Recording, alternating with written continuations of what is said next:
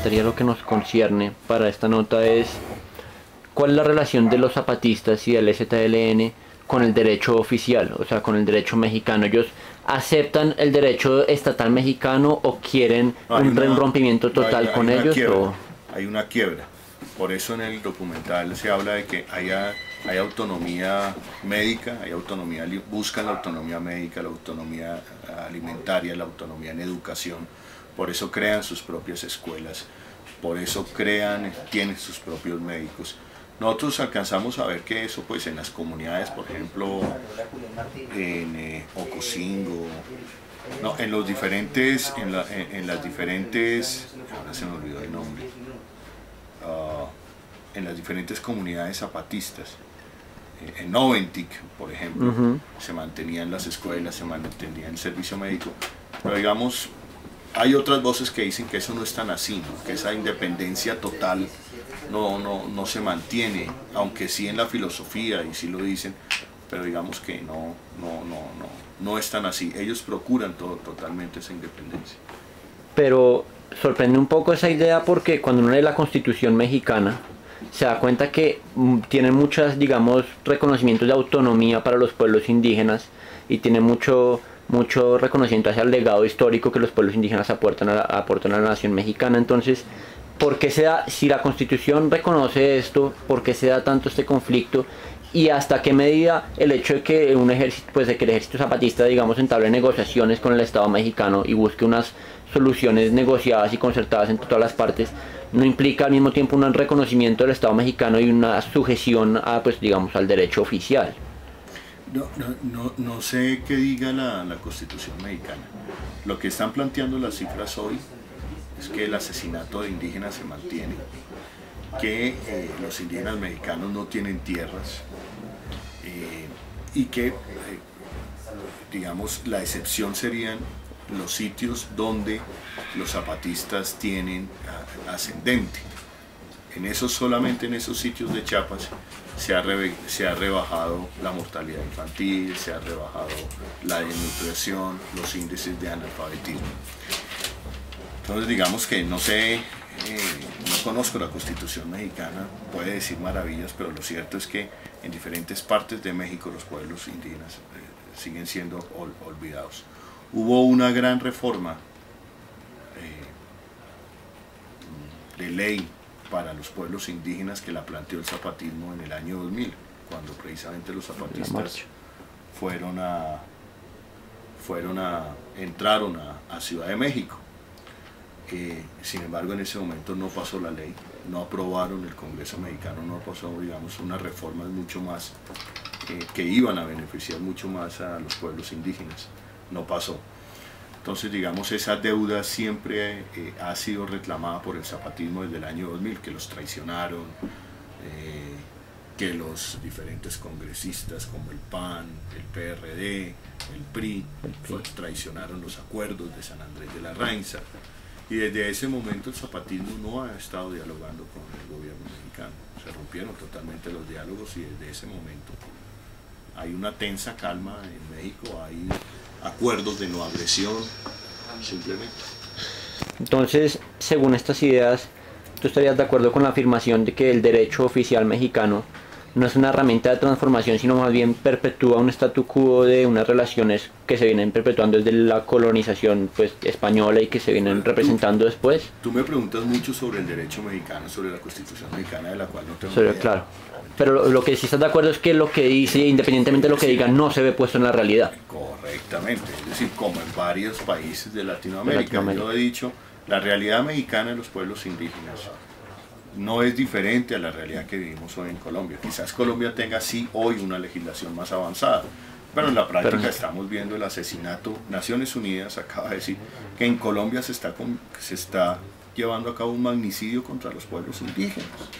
Entonces sí, muy bonitas leyes, pero la práctica, los números, los muertos nos indican otra cosa. Número 2, la desaparición forzada no es un tema exclusivo de los argentinos, es un tema transversal a la realidad de América Latina, desde México, Salvador, Guatemala, Colombia, Argentina, Chile, todos, Bolivia, Perú, claro. Todos. Entonces digamos que son, digamos que creo que el esfuerzo es empezar a vernos como un todo, como un continente, con muchas características, y tratar desde allí de formular soluciones. Cambiando un poco de tema, sobre todo acá en Colombia tenemos una percepción, digamos, de los movimientos guerrilleros como algo que no representa al pueblo, como algo que, sobre todo en las últimas, digamos, 8 años, en el periodo de Uribe, se ha tendido a estigmatizar o a dar una imagen de los movimientos guerrilleros como unas bandas de criminales, pero que realmente no representan la voluntad popular. Esa no es la imagen que parecería dar el zapatismo, más con las marchas realizadas en el 2000 y 2001, en donde, como lo relataba el documental, reunieron a más de 200.000 personas en pleno centro de Ciudad de México. ¿Qué tan fuerte es realmente la legitimidad del zapatismo para las comunidades indígenas y para los mexicanos en general? No, esa realidad del año 2000, en la que el zapatismo logra movilizar a todo México, no es la realidad del 2008, 2009, 2010. Son realidades totalmente diferentes. El zapatismo se ha aislado. El zapatismo hoy tiene grandes diferencias con la izquierda mexicana. Ha quedado aislado por intelectuales de izquierda que un día le dieron la mano. El zapatismo representa, sí, es una voz que hay que tener en cuenta, pero que no representa toda la realidad mexicana. Eso no es cierto. Representa una realidad indígena muy ligada a Chiapas, muy ligada a los sectores también en las ciudades más olvidados, más pobres, pero todavía no logra enamorar a todo ese México. Uno de los analistas mexicanos que entrevisté me decía una frase: México está caliente, México está furioso, y si los grandes intelectuales y los sectores de la sociedad no se quieren dar cuenta de eso, esto va a estallar. Y digamos como que lo que dice es que el zapatismo se está dando cuenta de esa inconformidad, y por eso hace un llamado a la digna rabia, a transformar esa rabia en cosas propositivas, en ideas, en movilización. Pero paralelamente también nos advertían de que algo en México puede estallar. Claro que sí.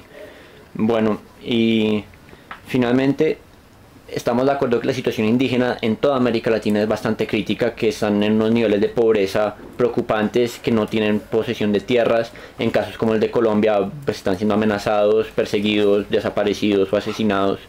Pero, pues aparte de esta realidad, digamos, general, comparativamente, ¿qué diferencias hay entre el caso mexicano de las comunidades indígenas mexicanas y el caso colombiano, que puedan, diferencias positivas o negativas que puedan ser analizadas? Que en el caso colombiano hay representatividad, pero en Colombia son más asesinos que los pueblos indígenas. O sea, estamos en una paradoja porque estamos más representados, incluso tenemos mejor legislación. Leyes, digamos, hay más leyes, pero en Colombia hay una avanzada desde los últimos años para acabar con el movimiento indígena colombiano. Y hay asesinatos de líderes, hay persecución, hay hostigamiento, señalamiento. Creo que es mucho más fuerte que lo que hay en México. Perfecto. Y la última pregunta es, conociendo un poco a fondo la situación del zapatismo, como lo haces tú, ¿cuál crees que sería el camino correcto o el camino más deseable para, digamos, distensionar los ánimos y mejorar la situación en Chiapas? Pues un vis-a-vis del zapatismo y de la posición del gobierno, ¿cuáles serían las soluciones más viables y las más deseables? Las más deseables es decir, que hay un México que no puede olvidar a ese México indígena. Es que no es solamente lo que se puede hacer con las leyes, sino lo que los ciudadanos de a pie pueden hacer al reconocer que otras comunidades, otros mexicanos tienen derecho, como en el caso colombiano.